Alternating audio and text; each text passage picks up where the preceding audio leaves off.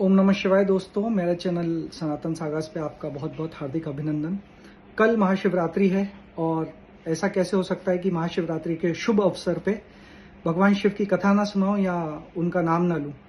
तो अच्छे से महाशिवरात्रि मनाइएगा, जोर शोर से, धूमधाम से, बहुत अच्छे से पूजा करिएगा। और आज की कथा जो है वो बहुत इंपॉर्टेंट है।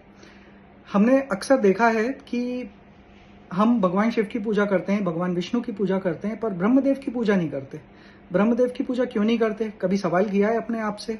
हमारे घर में भी भगवान ब्रह्मदेव की जो है मूर्ति नहीं है, उनके कोई मंदिर नहीं है, उनका केवल एक मंदिर है पूरे भारत में, वो है पुष्कर में। अब पूजा क्यों नहीं होती है? इसके पीछे स्टोरी है, बड़ी अच्छी स्टोरी है और रीजन है। और ये स्टोरी जो मैं आपको बता रहा हूँ वो शिव पुराण से बता रहा हूँ। तो शिव पुराण में स्टोरी ये है कि जब भगवान विष्णु आए तो उनकी नाभि से एक कमल आया। वो लेटे हुए थे अपने शेषनाग पे अनंत मुद्रा में, और उनकी नाभि से एक कमल आया।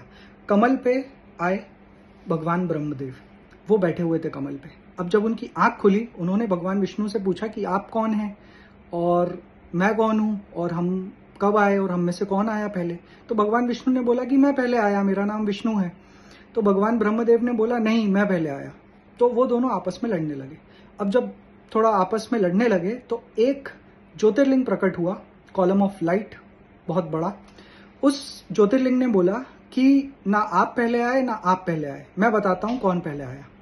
उन ज्योतिर्लिंग ने यह भी नहीं बोला कि मैं पहले आया, पर उन्होंने केवल यही बोला कि मैं बताता हूं, पर इसके लिए एक कार्य करना पड़ेगा आप लोगों को मेरा। तो उन्होंने बोला हाँ ठीक है, करेंगे, बताइए। तब उन्होंने ये बोला कि ज्योतिर्लिंग ने कि इस ज्योतिर्लिंग का छोर पता करना है। तो भगवान विष्णु ने कहा ठीक है। भगवान विष्णु ऊपर की तरफ गए और ब्रह्मदेव नीचे की तरफ गए।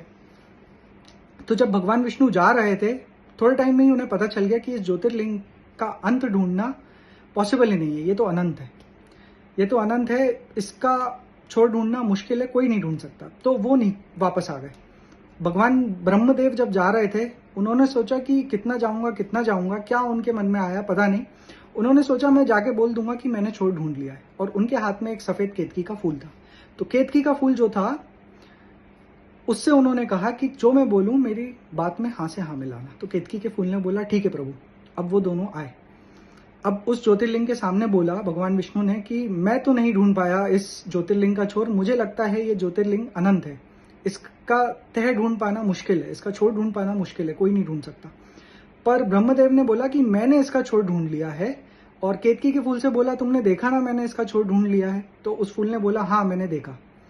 तब भगवान शिव अपने नॉर्मल फॉर्म में आए, जो हम देखते हैं, त्रिशूल हाथ में, बाघ छाल पहने हुए। दोनों ने उन्हें प्रणाम किया और भगवान शिव बहुत क्रोधित हो गए और भगवान ब्रह्मा से बोला कि आपने झूठ बोला है, आपकी कभी भी सनातन धर्म में पूजा नहीं होगी और केतकी का फूल कभी भी मेरी पूजा में अर्पित नहीं होगा। और भगवान विष्णु को ये वरदान दिया कि आप अनंत काल तक पूजे जाओगे, जब जब लोग मेरी पूजा करेंगे तब तक आपकी भी पूजा होगी, और इस सनातन धर्म में आपको बहुत रिस्पेक्ट मिलेगी, इस धर्म में आप हमेशा पूजे जाओगे मेरे साथ। उम्मीद करता हूँ ये कथा आपको पसंद आई होगी और पता चल गया होगा कि हम ब्रह्मदेव की पूजा क्यों नहीं करते हैं, क्योंकि उनकी पूजा भगवान शिव ने वर्जित करवा दी थी उनकी गलती के कारण।